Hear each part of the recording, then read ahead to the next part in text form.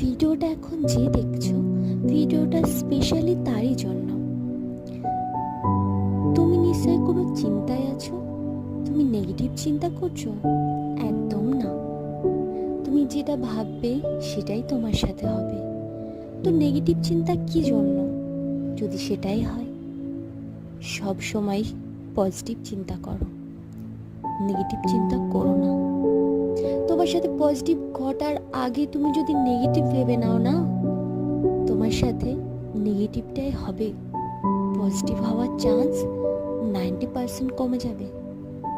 Specially তোমাকে বলছি, যে আমার ভিডিওটা এখন দেখছো, পজিটিভ থাকো। তোমার জন্য পজিটিভ কিছু ওয়েট করছে, সব কিছু তোমার জন্য ওয়েট করছে। ভগবানের এটাই ইচ্ছে। সো